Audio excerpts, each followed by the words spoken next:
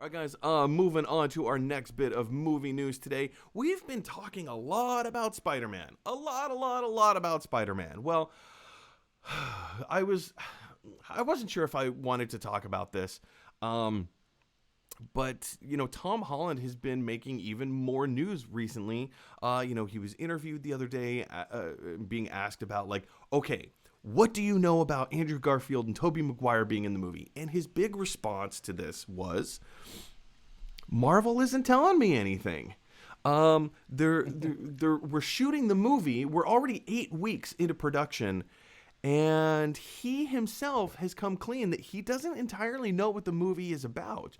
Which means, if this is true, if his words are to be trusted, which kind of sounds in line with the relationship that we know about Disney and Tom Holland, or rather Marvel and Tom Holland, they're only giving him small sections and things to film.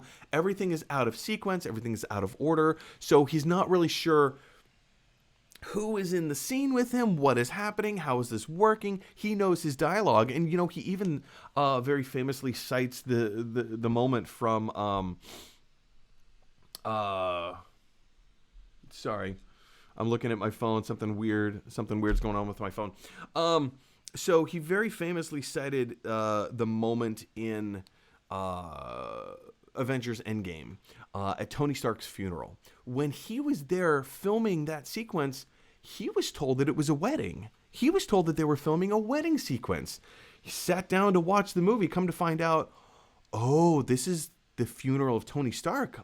I thought it was something completely different. So the context of what he believes certain things to be may not indeed actually turn out to be true. But he's also very emphatically stated Tobey Maguire and Andrew Garfield playing their respective roles from their each Spider-Man franchises will not be appearing in this movie.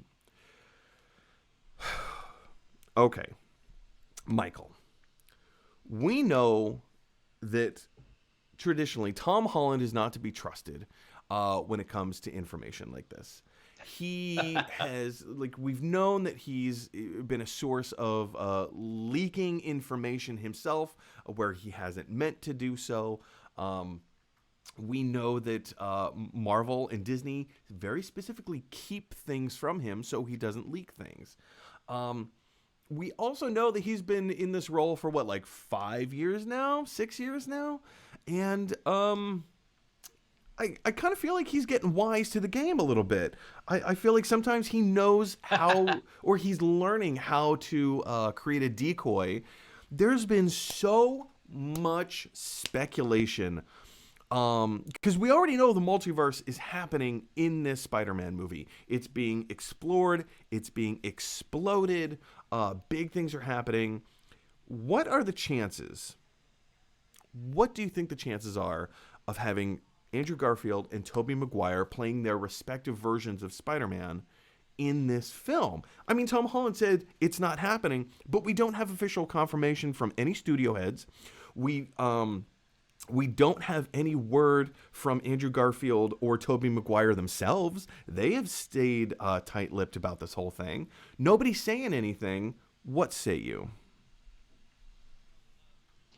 So, just first of all, honestly, I think an actor just getting so excited about something that they can't help but reveal secrets is, in its own way, kind of endearing. But at the same time, of course, the studios and whatnot do want to, not spoil things, build up some hype, sell tickets. Regarding Andrew Garfield and Tobey Maguire appearing, I don't know enough about this movie to say it'll happen in this movie, but if they're opening a multiverse, I can't imagine that they're not going to appear at all at some point in some future movie. Honestly, if nothing else, it'd be a lot of fun. The multiverse gives a lot of a potential. It can be abused, and now you can do anything with no consequences. Any parallel universe wants to exist, but also it can tie together a lot of things that fans like in an interesting new way. Greater than the sum of its parts. So. Again, I don't know if they'll appear in this movie, but if they do... Here's a think it'd be question good for it. you. You bring up an interesting observation that led to this question. Um, let's just say Tobey Maguire doesn't want to do it. I mean, there have been reports that Kirsten Dunst has been in negotiations for this project. There have been I say I say reports, but I should say rumors. There have been rumors that Andrew Garfield has been in talks to join this type of project.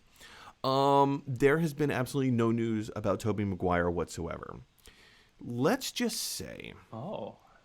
Tobey Maguire just doesn't want to do it. Do you think that Disney opening their bifold and pulling out a few large bills, do you think that would be... what do you think his price would be? What do you think his price would be? Are you actually Maybe not a asking for an number, actual but number?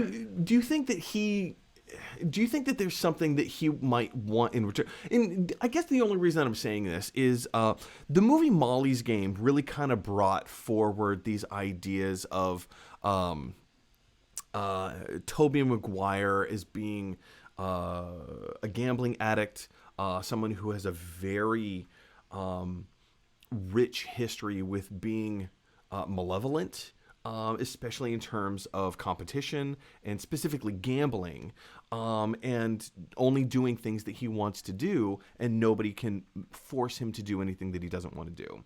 And of course, Molly's Game doesn't bring out Tobey Maguire's name specifically, but the character that Michael Cera is playing in the movie has been rumored to be based on Tobey Maguire, because Molly's Game is a real story. Based on a true story. Right. So knowing kind of the personality of what we know about Tobey Maguire, kind of being a jerk in Hollywood and kind of bullying other people, do you think that he has a price?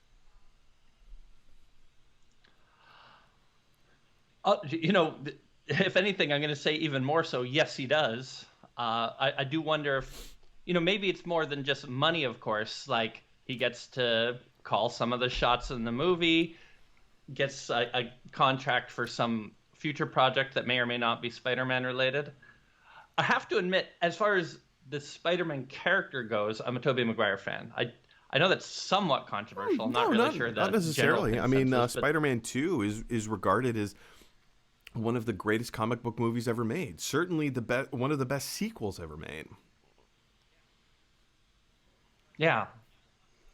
But yeah, I'm thinking the price would be more than money. Just maybe a pet project, for example. I don't know if he does any writing or maybe knows a writer and wants to pull something in that he's a part of, and that has gets it bankrolled. That concept has precedent as well. Very famously, Sean Connery quit the James Bond franchise right after he did You Only Live Twice, right? He and one of the producers on the film had a major falling out. He quit. He decided not to re-up his contract, and he just walked away from the franchise, which is why they hired George Lazenby to kind of fill his shoes. Or fill his gun barrel, as it were. George Lazenby turned out to be kind of a jerk, and so they fired him after one movie, and then begged and pleaded to get Sean Connery back. And Sean Connery came back for one movie, Diamonds Are Forever, on one condition. You give me any green light, any movie I want, or rather green light 2 movies. And I'm not going to tell you what they are. I'm not going to tell you what they're about. But you, MGM, must give me carte blanche. My projects have already been pre-approved. I want to do this. You give me that and a heaping sum of money, and I'll come back and do one more James Bond movie for you. And they gave it to him. Carte blanche. He got to do whatever he wanted. I don't know what those films were off the top of my head, but I mean, there is precedent for something like that.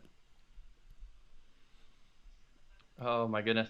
So that's interesting too, because I thought George Lazenby did an all right job as James Bond, but hearing that behind the scenes he was trouble. The whole thing kind of came to light on the press tour. So he filmed the movie On Her Majesty's Secret Service, which I take my problems with the editing and the filming of that movie, but all in all, it's an okay movie. Yeah, it's all. He as James Bond did a decent job, which that was his first time Yeah. acting ever. He'd never acted in anything. No commercials, no television spots, no indie roles, nothing. He was a model. He was an Australian model.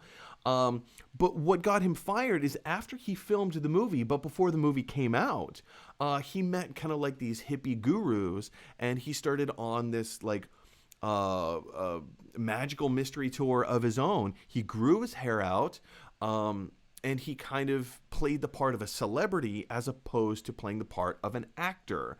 And when the producers saw him doing this stuff and acting and behaving in a manner that didn't properly represent their company or the image that they wanted to put out there, George Lazenby's answer was, "What are you going to do? Fire me? I'm James Bond."